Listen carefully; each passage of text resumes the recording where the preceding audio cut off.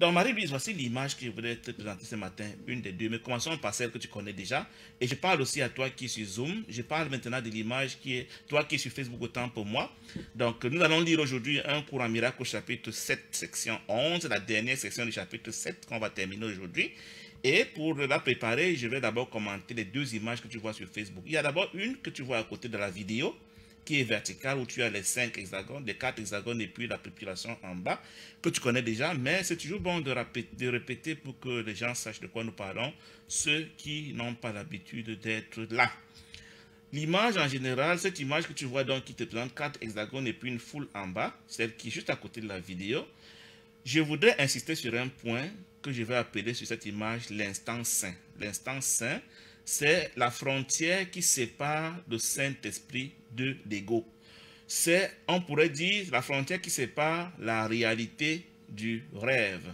C'est-à-dire que quand tu es dans l'instant saint, ça veut dire que si tu es au niveau du haut, Marie-Louise, c'est que tu es, je pourrais dire, en train de faire un rêve lucide. Tu fais un rêve conscient, tu es conscient que tu n'es pas aussi, que tu es en train de rêver. Alors que quand tu es dans la partie du bas, c'est le rêve inconscient. Tu n'es pas conscient que tu es en train de rêver. Alors que tu es en train de rêver, tu prends l'univers pour la réalité. Donc, on pourrait dire en langage humain simplifié, même si toutes les deux sont des rêves, il y a le rêve dans secret qui est en haut et le rêve du monde qui est en bas. Donc, dans cette image, l'instant saint sépare le monde, la partie du bas, avec de la partie du haut qui est le rêve conscient. Des personnes qui opèrent à la dimension consciente de ce que ce monde est un rêve, opèrent dans la partie du haut. Et celles qui croient que ce monde est réel, opèrent dans la partie du bas. Chacune des deux parties a, j'ai failli dire, son Dieu. Il y a le Dieu du bas qui s'appelle l'ego. Lui, il siège dans l'esprit faux dans lequel siège l'ego. Donc c'est l'ego qui est le somnifère, qui retient les hommes de croire que ce monde est réel et qu'ils sont en train de faire de vraies choses dans ce monde.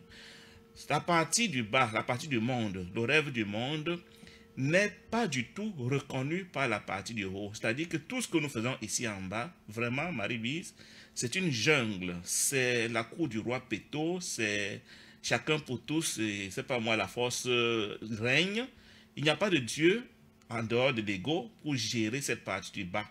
Si tu es fort, tu gagnes, tu es faible, tu perds. Il n'y a que notre justice humaine, il n'y a que nos muscles, il n'y a que notre malignité, il n'y a que notre malice, il n'y a que notre intelligence pour nous auto-réguler ici en bas dans le rêve du monde. Donc le Saint-Esprit, même quand il veut t'inspirer des actions dans le monde, il ne passe pas par l'action matérielle, il passe par l'idée. Parce que l'instant saint opère au niveau des idées. Le Saint-Esprit ne connaît que les idées. Il ne connaît pas la matière, il ne regarde pas la matière. C'est vrai que la matière est une projection des idées. Donc, quand il veut même t'inspirer par rapport à la matière, c'est cela que tu fais au niveau des idées. Maintenant, libre à toi d'accepter son conseil et puis de faire dans la matière ce que tu veux ou tu ne veux pas faire. Donc, le Saint-Esprit ne distingue pas tes arbres, tes voitures, tes maisons. Il voit bien leur équivalent dans ton esprit, mais il te parle au niveau seulement des idées, de l'esprit, et il ne gère pas le rêve du monde.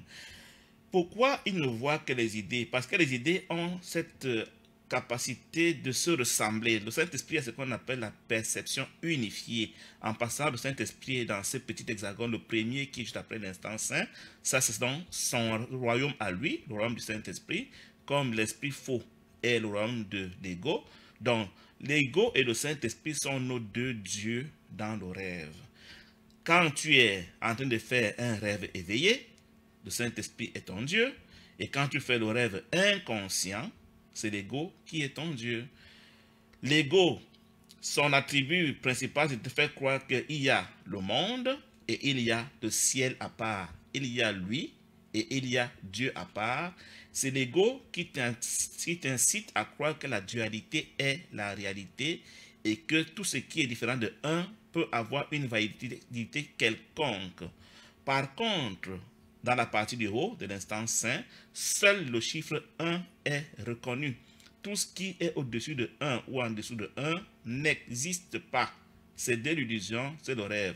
Si tu veux savoir si tu es éveillé ou si tu rêves, tu n'as qu'à regarder, écouter tes idées et voir les idées qui te semblent réelles et vraies.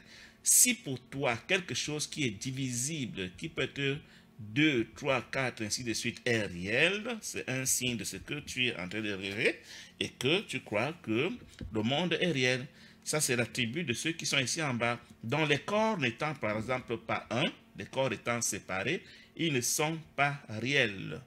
L'esprit faux qui croit qu'il y a une multitude de choses dans cet univers, plusieurs univers parallèles, plusieurs, je ne sais pas moi quoi, lui aussi, il est faux, il rêve, il est l'esprit du rêve, parce que c'est lui qui t'incite à croire que, en dehors de Dieu, il y a autre chose qui puisse être vrai. Donc, dans le langage que nous utilisons, Marie-Louise, il y a des mots, comme le mot amour, par exemple, prenons le cas du mot amour. Tu auras une définition différente du mot amour dans la dualité et différente de celle de l'unité. Dans la dualité, puisqu'on peut être deux, je peux t'aimer, je peux aimer quelque chose qui est en dehors de moi. Alors que dans l'unité, le mot amour ne voudra certainement pas dire la même chose. Aimer dans l'unité sera certainement reconnaître que tu es la même que moi pour nous ramener à l'unité. Parce que si je t'exclus de moi, nous sommes deux. Et si nous sommes deux, toi et moi, on a basculé dans la dualité. Donc, aimer dans l'unité, ça voudra dire que je reconnais que nous sommes un. Et si nous sommes un, alors toi et moi, nous appartenons à la lumière, à l'unité. Sinon, je ne t'aime pas. Et si je ne t'aime pas, toi et moi, on bascule dans la dualité. Donc, les mots que nous employons au quotidien ont presque toujours minimum deux sens. Le sens de l'unité et le sens de la dualité. Quand tu écoutes quelqu'un parler et tu sens que la personne utilise le mot dans le sens de la dualité, elle a beau parler du courant miracle, de dire qu'elle n'est pas de ce monde et que Dieu, elle est comme Dieu l'avait créé, que sais-je encore, cette personne n'a pas compris que la dualité n'est pas la réalité. C'est dans la dualité, Marie-Louise, que je t'aide, que je t'enseigne, que je te conduis, que je te guide, que je te, sais pas moi, je te délivre, et que sais-je encore, parce que je crois que tu n'es pas moi. Donc, chaque fois que j'opère en mode interaction, en mode transitif, verbe transitif, c'est un signe que je crois que tu es différent de moi. C'est un signe que ma conscience opère en mode dualité. C'est un signe que je suis un rêveur inconscient. Est-ce que ça veut dire que ceux qui sont des rêveurs conscients ne sont pas dans le monde? Non. Ça veut tout simplement dire que pendant que le rêveur conscient est en train d'opérer dans la dualité, il a laissé son esprit dans la partie de l'unité observer la partie de la dualité travailler. C'est-à-dire que son corps opère dans la dualité et le corps ne peut opérer que dans la dualité, mais il est question que l'esprit conscient, l'esprit juste, soit actif pour pouvoir observer le corps faire des choses et lui rappeler, mon gars, tu peux bien t'agiter, mais tout ce que tu es en train de faire n'est pas réel. C'est ça la nuance. Il y a un autre concept, par exemple, que quelqu'un m'a demandé ce matin quand j'ai dit le temps n'existe pas. C'est un très mauvais langage, c'est vrai que je l'ai écrit comme ça. En fait, l'existence ne concerne que le monde. On ne devrait jamais dire telle chose n'existe pas parce que la chose existe bien dans le monde, mais on devrait dire la chose n'est pas parce que l'être appartient au domaine de l'unité et l'existence appartient au domaine de la dualité. Donc, le temps existe, mais le temps n'est pas. Pourquoi? Parce que le temps peut être divisé, parce que le temps peut être mesuré, parce que le temps peut être étiré. Donc, tout ce qui peut être divisé, mesuré, calculé, c'est pas moi, comparé, appartient à la dualité. Cela existe, mais cela n'est pas. C'est pour cela que le courant miracle dit que la seule vérité énonce que Dieu est. Mais Dieu n'existe pas, parce que si on dit que Dieu existe, ça veut dire que Dieu est un rêveur et qu'il apparaît dans le domaine du rêve. L'existence, mon ami Mafout, tu m'as posé la question, l'existence n'est applicable que dans le rêve, mais l'être n'est que dans la réalité. Et on est en fait dans un prémisse de réalité quand on fait déjà un rêve conscient. Ça veut dire que je rêve étant conscient de ce que je suis en train de rêver. Et l'être n'est que dans la partie unitaire de l'univers, pendant que l'existence passe dans la partie dualiste, la partie où on croit qu'il y a Dieu et autre chose où on croit que mon frère et moi, nous sommes différents. Tu auras compris que dès l'instant où il y a deux dans la partie du monde, forcément le conflit est admissible. Forcément la séparation est imaginable.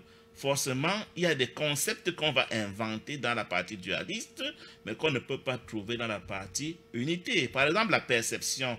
Pour percevoir, il faut qu'il y ait quelque chose que je perçois. Donc, aussi longtemps que nous sommes deux, je peux te percevoir.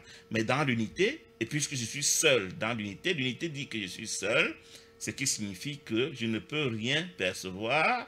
Et étant donné que je suis seul et que je remplis tout l'univers, alors je ne peux être que connaissant. Donc, la connaissance est comment on peut dire ça, l'opposé de la perception. La perception n'est applicable que dans la dualité, alors que la connaissance est applicable dans l'unité. Je peux prendre ainsi plein d'autres concepts tels que l'utilisation que nous en faisons dans la dualité est différente de celle que le cours utilise dans l'unité. Par exemple, si on dit la paix dans la dualité veut dire que toi et moi, on n'a plus de conflit, on a fait un accord de brave, une paix de brave pour ne plus nous mettre en conflit, alors que la paix dans l'unité, c'est tout simplement une évidence parce qu'il y a un seul. Donc, tant que je suis encore deux, c'est-à-dire que j'ai encore deux esprits, l'esprit faux et l'esprit juste, dans le sens d'un courant miracle, je ne peux pas être en paix parce que ces deux esprits vont être en conflit par rapport à qu'est-ce que mon corps peut faire. Donc, ce n'est que quand les deux parties de mon esprit, l'esprit juste et l'esprit faux, vont parler exactement le même langage, parce que l'esprit peut toujours être enseigné. L'esprit est une idée, et une idée peut être enseignée, elle peut être rectifiée, elle peut être corrigée. Donc, si l'esprit juste parvient à enseigner l'esprit faux à penser comme lui, les deux vont devenir un, et le cours dit que je suis éveillé, et une fois que je suis éveillé, je passe à la prochaine étape de mon retour au ciel que le cours appelle l'illumination. Donc, voilà cette image, je voulais insister sur le fait que la frontière entre la dualité et l'unité s'appelle l'instant saint. L'instant saint, c'est la petite seconde à laquelle je me souviens que je suis un. Et dès l'instant où je suis un, mon esprit juste commence à observer mon esprit faux.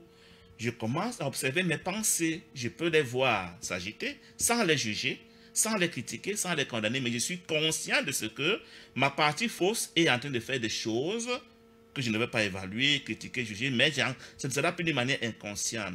J'aime bien donner l'exemple d'une maman qui frappe son enfant étant endormi.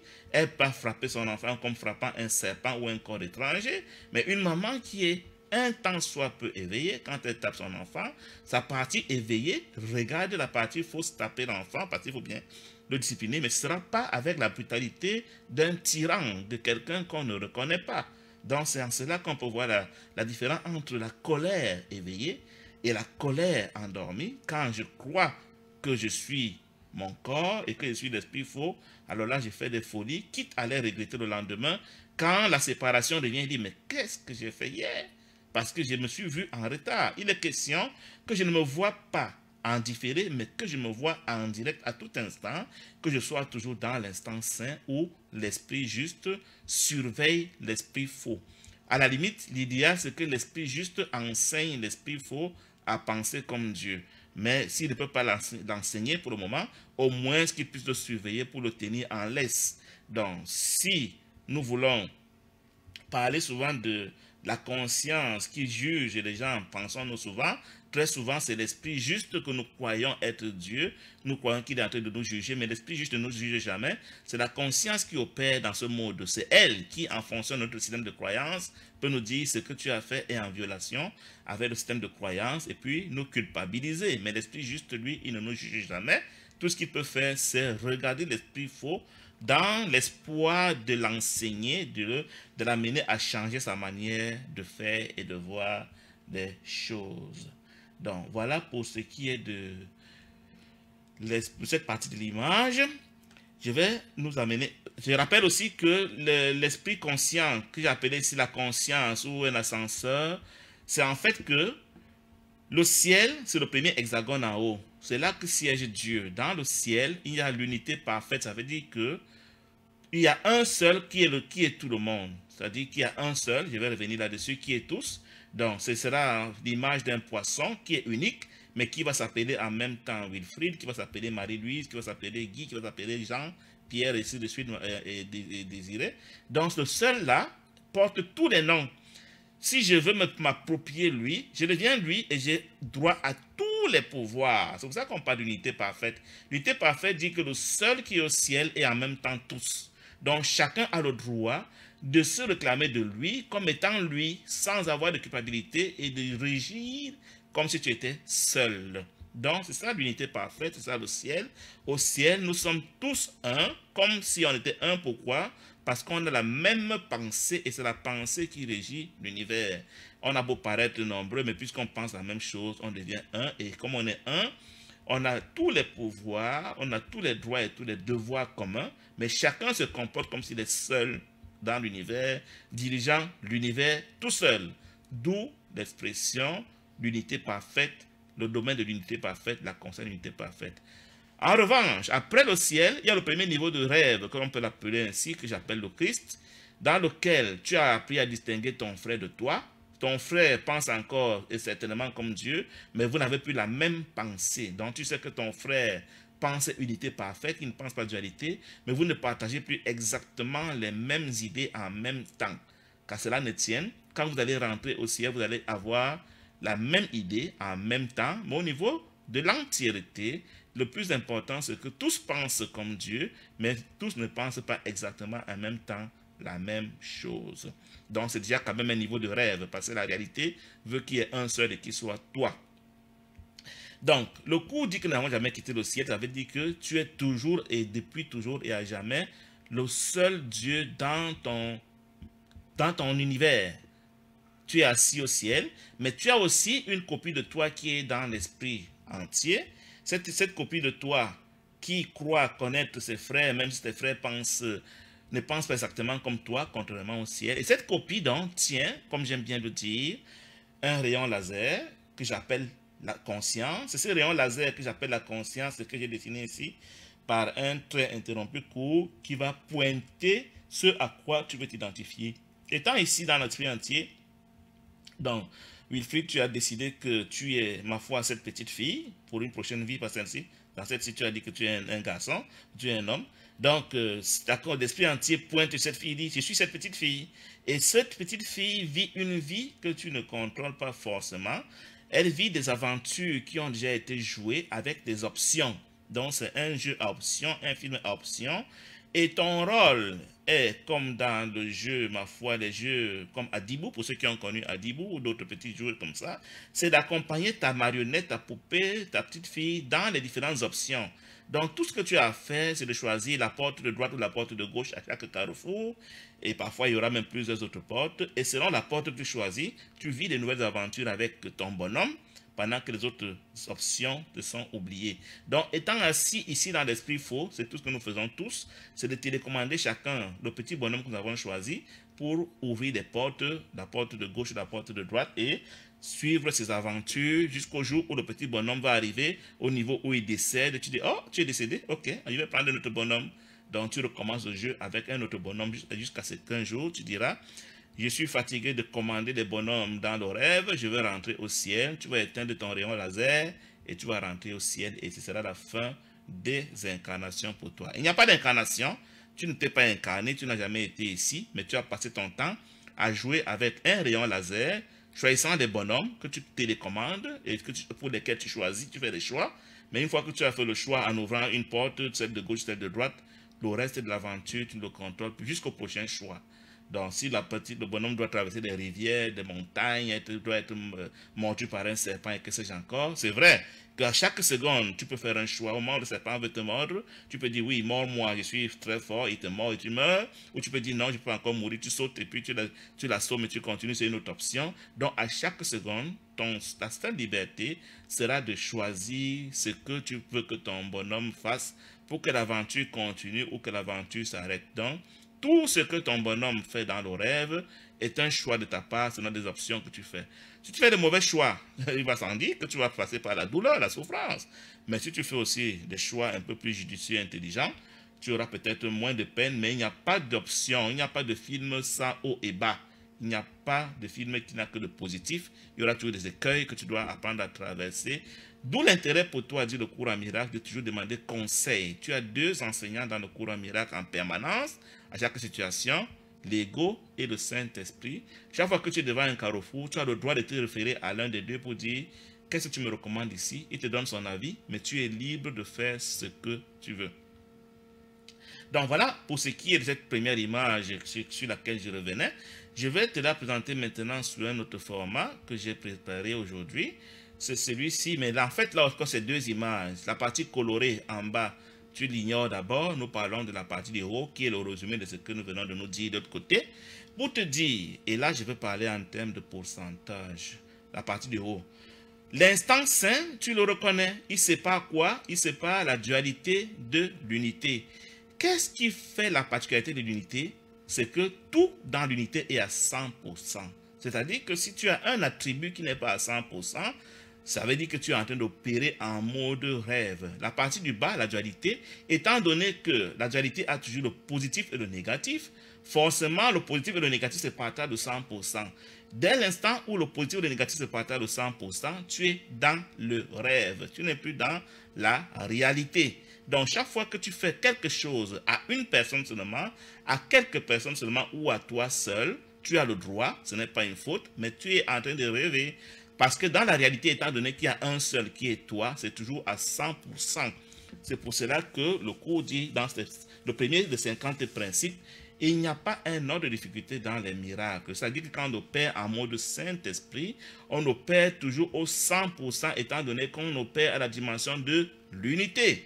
Donc, pour savoir si tu es en train de rêver ou si tu es dans la réalité, demande-toi si les attributs que tu manifestes, si tes interlocuteurs, c'est tout le monde, si c'est, je vais dire, tous sans exception, ou alors tu as fait à quelques-uns seulement, si ce que tu as fait peut être divisé, ou alors ça ne peut pas être divisé. Voilà des indicateurs. C'est 100% sinon rien. Pourquoi? Parce que si l'unité est 100%, forcément, la dualité est 0%. C'est pour cela que le cours est un cours qui t'enseigne le tout ou rien. Tu dois te demander, est-ce que j'ai fait à tous? Est-ce que j'ai tout? Est-ce que tout m'appartient? Ou alors j'ai fait à une partie et n'ai pas fait à une autre? Donc, dans la partie unitaire, tu dois toujours veiller à ce que tu sois dans le 100% de tout. C'est ça qui fait la réalité. C'est ça qui fait l'égalité avec Dieu parce que, comme je t'ai dit, tu es à jamais seul dans l'univers. Même si tu crois que tes frères sont là, mais tu dois te comporter comme étant seul. Étant donné que tu es seul, forcément, c'est le 100%. Si tu sens que tu n'as pas le 100%, ce n'est pas une faute, mais sois conscient de ce que tu es en train de rêver et travaille à accéder à la conscience du 100%. En passant cette image que je suis en train de commenter, c'est d'elle que parle le cours en miracle dans tous les chapitres. Le cours en miracle veut te démontrer que tu as intérêt à ne chercher que ce qui est 100% et il te donne des avantages du 100% pendant que la dualité qui est le partage entre la petitesse et la grandiosité, entre le négatif et le positif, ne pourra jamais te donner 100%. À la limite même, le cours dit que dès que c'est divisé, ça a beau paraître 40-60%, pour lui c'est 0%. Donc quand c'est divisible, quand c'est fragmentable, quand ce n'est pas partageable à tous, pour le cours, c'est 0%. Mais l'ego va te dire non, non, non, c'est pas vrai. Ça fait 30% de petitesse ou 30% de négatif, 70% de grandiosité ou 70% de positif. Donc, tu n'as pas mal parti. Tu as quand même plus de bonheur que de malheur. Tu as quand même plus de plaisir que de douleur. Tu as quand même plus d'argent que les autres et que sais-je encore. Donc, tu n'es pas si mal parti que ça. Ça, c'est l'ego. Pour le Saint-Esprit, parce que l'argent peut être divisé en deux, et que tu peux en avoir plus que tes frères, et que tout le monde n'a pas la même chose, l'argent ne compte pas. Il n'a pas dit que l'argent est un péché, mais pendant que tu es en train de manipuler, convoiter l'argent, souviens-toi de ce que tu es en train d'opérer en mode rêve, et que tu n'es pas en train de te préparer pour rentrer dans l'unité qui est le ciel. Donc, si tu es en train d'enseigner Wilfried et Marie-Louise, de les aider, tu es en train de leur donner, ce n'est pas une mauvaise chose, mais souviens-toi de ce que tu es en train d'opérer dans le rêve et que ça n'a aucune valeur dans l'éternité. Donc, est-ce que ça veut dire qu'il ne faut plus aider, donner et aimer dans le rêve? Non, ça veut simplement dire que sois conscient de ce que l'acteur fait dans le rêve n'est pas important. Ce qui est important, c'est qu'est-ce que l'observateur, l'esprit juste pense de ce que l'acteur est en train de faire? L'acteur, c'est le rêveur, c'est le bonhomme, c'est le corps.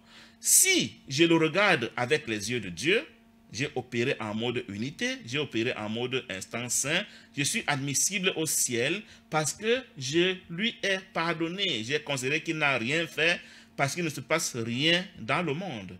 Mais si je le juge, si je crois qu'il est réel, si je le valorise, si je l'utilise pour me mesurer à mes frères, c'est un signe de ce que je crois que ce que je fais dans le rêve a une certaine valeur et que je suis réellement dans le rêve. Ça veut dire que je suis un rêveur et je ne suis pas encore admissible au ciel. Donc, tout le cours en miracle ne parle que de ce dispositif, de cette image qui te dit, tant que ce n'est pas le 100%, c'est le rêve. Et si c'est le rêve, fais-le, mais pardonne-toi de l'avoir fait. C'est-à-dire, souviens-toi de ce que ce n'est pas réel. Donc, cherche l'argent, cherche la promotion, cherche la visibilité, fais semblant d'enseigner, fais semblant de donner, fais semblant d'aider. Mais ce n'est pas ça qui compte. Ce qui compte, c'est est-ce que l'observateur est conscient de ce que ce n'est qu'un rêve? C'est comme ça que le Saint-Esprit voit ce monde. C'est comme ça que Dieu verrait ce monde. C'est comme ça que tu dois apprendre à voir ce monde pour être admissible au ciel. Parce que le ciel n'est que pour ceux qui ont appris que le monde est un rêve et qu'il ne faut pas le juger. Il ne faut pas le critiquer, il ne faut pas le comparer, il ne faut pas le calomnier, il ne faut pas le désirer au point de vouloir tuer tes frères. Il faut considérer qu'il ne se passe rien dans le rêve. Rien ne t'est interdit dans le rêve. Seulement, ne crois pas que parce que tu as été à l'église dans le rêve, parce que tu as fait la spiritualité dans le rêve, parce que tu as donné à quelqu'un dans le rêve, parce que tu as aidé quelqu'un dans le rêve, parce que tu as aimé quelqu'un dans le rêve, c'est important. C'est 0%, 0 sur 20.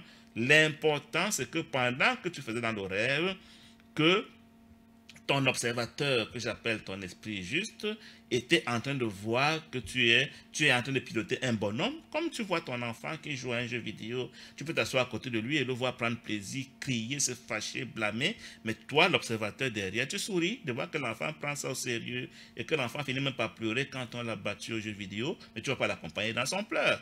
Il a le droit de pleurer parce que c'est encore son âge, mais quand il sera adulte, lui aussi apprendra à voir ses enfants jouer et sourire pendant que ses enfants seront en train de pleurer.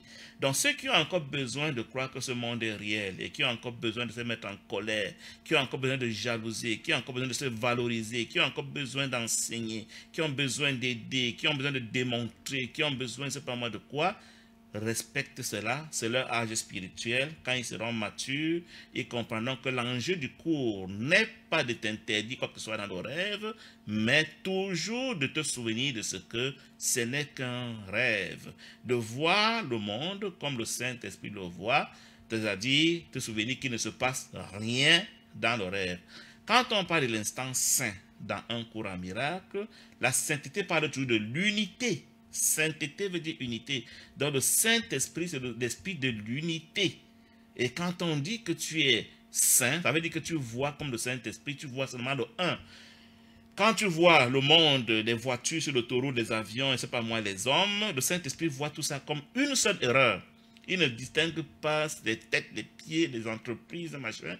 Pour lui, c'est bonnet, blanc, blanc, bonnet, c'est une seule erreur qu'il ne peut même pas analyser, qu'il ne peut pas étudier, qu'il ne peut pas aller voir de près, parce qu'il est incapable de voir deux. La conceptualité parfaite dit que je ne sais jamais voir qu'un seul. Donc, si je peux voir que tu es différent de moi et que je peux te donner, t'enseigner, te conduire, te guider, te délivrer, te soigner, te faire machin, ce n'est pas mauvais. Mais si je crois que c'est réel, alors je suis un rêveur inconscient. Le rêveur conscient se souvient de ce que je suis en train de jouer, je suis en train de faire semblant d'aider, je suis en train de faire semblant de... Mais c'est des marionnettes et les corps sont des marionnettes sans vie. Donc si je prends ce que je fais au corps comme critère de ma spiritualité, c'est un indicateur de ce que je suis en train de rêver. Aujourd'hui, nous allons voir au chapitre 7, section 11 du cours en miracle, ce que le cours appelle la grâce, je crois, c'est la grâce, l'état de grâce. L'état de grâce. L'état de grâce, c'est quoi? L'état de grâce, je compare encore l'image, maintenant la partie colorée, qui est exactement la partie de haut, mais représentée autrement en bas. En bas, tu as donc en haut, la partie bleue, un seul poisson qui est toi, Marie-Louise. un seul qui est toi, Wilfried, un seul qui est moi. Donc, chacun de nous est le seul qui est là dans l'univers qui représente ici le pur esprit ou l'eau bleue dans laquelle le poisson est en train de nager. Donc, étant donné que je suis seul dans l'univers, selon le fonctionnement de l'univers, il n'y a rien qui puisse me faire obstacle, rien qui puisse me menacer, rien qui puisse m'attaquer. Je peux nager librement partout comme je veux. Je connais tout, j'ai tout, je suis partout. Je ne suis même pas partout, je suis le tout. Donc, c'est ce que nous sommes dans la réalité. Quand nous serons au ciel, nous ne verrons personne d'autre en dehors de nous, parce qu'au ciel, on ne voit pas, on connaît. On connaît certes qu'ils sont là, mais c'est comme s'ils sont chacun dans sa case à lui, dans son royaume, et chacun de nous est conscient d'être le tout, si bien qu'il n'y a rien que tu partages avec quiconque. Par contre, donc ça c'est le domaine de l'unité. L'unité veut dire un seul et c'est toujours moi. Par contre, dans la dualité, en bas de l'instant saint, on est dans la dualité où il y a maintenant plusieurs, pas seulement des poissons, des esprits, mais aussi des obstacles, des montagnes, des rochers, des arbres, des voitures, que sais-je encore, des maisons. Ça fait que je ne peux plus me mouvoir librement partout. D'ailleurs, nous allons nous faire des compartiments. On va dire, toi, voilà ton territoire. Toi, voilà ton continent. Toi, voilà ta maison. Toi, voilà ton entreprise. Toi, voilà ton espace. Toi, machin, ta clôture. Donc, dans la dualité, je serai limité. Je ne serai plus illimité parce que je dois me partager les ressources avec les autres que je crois être là. C'est pour cela que dans la dualité, je suis limité. Dans la dualité, je n'ai pas tous les droits que j'aurais eu au ciel. Maintenant, ce qui se passe, c'est que le cours nous dit, tu es à jamais au ciel, Wilfried, ici, mais tu rêves de ce que tu es un petit poisson ici qui peut être mangé par les baleines. Tu vois donc ici au ciel, tu ne peux jamais mourir. Pourquoi? Parce que si tu meurs, l'univers, il n'y aura plus personne dans l'univers, c'est impossible. Par contre, dans la dualité, tu es mortel. Donc, on dit, la mort existe, mais la mort n'est pas. Au ciel, étant donné que tu es partout, le temps est une fonction du déplacement, mais si tu es partout, tu ne te déplaces plus, il n'y a pas de temps au ciel. Donc le temps n'est pas, mais dans le rêve, tu peux aller d'un point A à un point B en fonction du temps, dont le temps existe, mais il n'est pas réel. Les conflits au ciel, étant donné que tu es seul, forcément le conflit est impossible. Mais dans la dualité, tu as des adversaires, tu as des ennemis, tu as des dangers qui peuvent te dévorer, petit poisson, donc tu dois faire attention, tu dois te défendre, tu dois, c'est pas moi, prendre des dispositions. Ça fait que c'est un concept qui n'est pas l'attaque, mais qui existe, parce que tu peux être attaqué dans la dualité. Le fait est donc que tu dois apprendre à penser comme au ciel. Tu es au ciel, mais tu as appris, tu t'es enseigné, Wilfried, à penser comme dans la dualité. Tu joues à être dans la dualité parce que tu t'es identifié à un bonhomme, à une marionnette, à une poupée que tu télécommandes étant ici au ciel. Tu la télécommandes dans le rêve et tu es tellement convaincu d'être d'elle que quand la petite poupée menace d'être avalée, le petit poisson que tu es dans le rêve, menace d'être avalé par un gros poisson ou un requin, tu dis, wow, on va me manger, on va me tuer, on m'a attaqué, je vais mourir. Tu es tellement convaincu d'être le petit poisson que tu as fini par oublier qui tu es réellement. Donc, l'enjeu du cours, c'est de te dire, souviens-toi, Wilfried, que tu es au ciel et que tu n'es pas dans la dualité.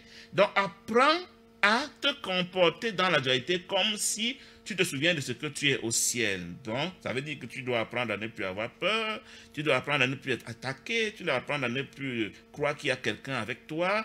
Tout ça étant dans l'unité, tu opères dans la dualité comme si tu étais dans l'unité. Donc, c'est tout le but du cours en miracle. L'entraînement du cours en miracle est un entraînement à t'amener à opérer dans la dualité avec l'esprit dans l'unité, te souvenant de ce que tu es réellement dans l'unité, mais opérant dans la dualité, si c'est possible même, transposer les attributs de l'unité dans la dualité. Par exemple, si dans l'unité, l'attaque n'est jamais justifiée, tu décides que dans la dualité, toi, tu ne vas plus attaquer. Si dans l'unité, la colère est inconcevable, tu décides que toi, dans la dualité, tu ne vas plus te mettre en colère. Pourquoi? Il suffit que tu te souviennes de ce que tu vois dans la dualité, c'est des poupées, c'est des marionnettes, c'est des acteurs de cinéma. Est-ce qu'on peut se fâcher d'une poupée, d'une marionnette? Non. Quand tu as décidé, que tu as reconnu que c'est des poupées, tu ne peux plus jamais te fâcher d'une poupée. Mais si tu crois que c'est des réelles personnes, tu comprendras, que tu puisses te mettre en conflit avec des poupées, avec des marionnettes, que tu puisses avoir peur d'elles, que tu puisses convoiter leurs choses. L'argent étant indivisible, tu comprends que l'argent n'est rien. Du coup, tu traites l'argent comme rien. Ce n'est pas que c'est une mauvaise chose que de l'avoir, mais l'avoir, ne pas l'avoir, ne devient plus pour toi une fin en soi. Le corps n'étant pas réel, que le corps soit malade ou en santé, ça ne va pas t'ébranler. Parce que tu sais que c'est une poupée que tu es en train de te télécommander. Si elle meurt, tu sais que tu vas aller prendre une autre poupée pour recommencer le jeu, donc il n'y a pas de problème. Non pas que tu vas te suicider parce que tu veux quand même prendre plaisir à continuer. Pourquoi on choisit les corps? On choisit les corps pour apprendre le leçons de pardon. C'est-à-dire que nous nous sommes enseignés dans le rêve que nous sommes vraiment ici et nous avons appris des croyances qui s'opposent à la réalité. Donc, pour désapprendre les croyances de la dualité, je dois démontrer à mon esprit inconscient que je suis vraiment plus dans le rêve. C'est-à-dire quoi? Mon esprit inconscient croit dur comme fer que la mort est réelle. Alors, il va, pour que je lui démontre que la mort n'est plus réelle pour moi, il faudra qu'il m'observe voir un être cher mourir, voir comment j'ai réagi. S'il voit que j'ai réagi comme si la mort est réelle, il dit, ah, pour moi, pour Guy, la mort est encore réelle. Donc nous sommes encore dans la dualité, il ne peut pas encore rentrer au ciel. Parce qu'il rentre au ciel, il sera dépaysé à voir comment nous on gère le thème mort ici. Pour nous, que tu tues 1, 2 000, 1 million, 7 millions d'individus, on s'en fout. Parce que pour nous, c'est un jeu, ce n'est pas réel. C'est un jeu vidéo. Mais Guy croit encore que c'est réel, alors il ne peut pas encore venir au ciel. Donc, il te dit que l'argent n'est rien. Et toi, quand tu es démuni d'argent, tu te stresses, tu as mal, tu souffres, tu pleures, tu te lamentes, je suis pauvre, je veux l'argent, il comprend que pour toi, l'argent est encore réel. Donc, tu ne peux pas encore rentrer au ciel. Il est question que tu démontres à ton esprit inconscient que tout ce qui est divisible, tout ce qui est de la dualité pour toi, c'est blanc, bonnet, bonnet blanc. Si tu l'as, c'est bien. Tu ne l'as pas, c'est toujours bien. C'est ça que le cours dira, un corps malade, un corps en santé. C'est la même chose. Que tu sois riche, que tu sois pauvre. C'est la même chose. Qu'on t'aime, qu'on ne t'aime pas. C'est la même chose. La seule chose qui compte, c'est pardonner. Pardonner veut dire quoi? Ça veut dire que tu te souviens de ce que c'est un rêve et que tu ne réagis pas comme ceux qui n'ont pas d'espérance, comme ceux qui croient qu'ils sont vraiment dans la dualité. Tu les regardes faire des petits souris. S'ils veulent prendre ça au sérieux, ils n'ont qu'à prendre ça au sérieux. Si pour toi, ce qui doit arriver, arrive. Je n'ai pas dit que tu ne dois pas chercher ce qui est positif. Mais tu le cherches sans la passion, sans l'impression que c'est en cela que tu te réalises. C'est ça, le pardon, qui ne peut se faire que quand tu es au-delà de l'instant saint, c'est-à-dire que tu as basculé, ton esprit a basculé de la pensée de la dualité à la pensée de l'unité. Tu es apparemment encore le poisson qui est en train de nager ici, mais tu te comportes et tu penses comme le poisson qui est tout seul en haut. C'est ça le but d'un cours en miracle. C'est ça le message qui revient dans tous les chapitres d'un cours en miracle. En haut, tu es dans le 100%, en bas, tu es dans rien. Même si ça semble être le 10%, 20%, c'est 0% puisque le haut est 100%. Donc, il veut t'amener à écouter tes idées, à écouter tes pensées, à observer tes paroles, à observer tes actes pour voir est-ce que mes actes font croire que je crois que le 0% est réel? Alors, bienvenue, les réincarnations, je vais continuer à venir. Ou alors, est-ce que mes pensées, mes paroles et mes actes démontrent que pour moi, la dualité est 0%? Alors je suis déjà admissible au retour au ciel. Je peux déjà quitter le rêve définitivement quand je vais décéder prochainement. Et à chaque seconde, Wilfried, tu es testé. Tu es testé par tes camarades de classe. Tu es testé par tes collègues. Tu es testé par le passant. Tu es testé par ton conjoint. Tu es testé par tes parents. Tu es testé par tes manques. Tu es testé par la maladie. Tu es testé par l'oiseau qui passe. Tu es testé par tout ce que tu vois, tout ce que tu perçois. Sont des occasions qui sont données pour enseigner ton esprit inconscient quant à ce que tu crois être. Si tu réagis comme dans la dualité, ton esprit inconscient comprend que, waouh, Wilfried croit encore qu'il est une illusion, on appelle ça comme ça. Mais si tu penses à propos de ce que tu perçois comme dans l'unité, c'est un signe que tu es déjà devenu Dieu. Tu t'es souvenu de ce que tu es Dieu.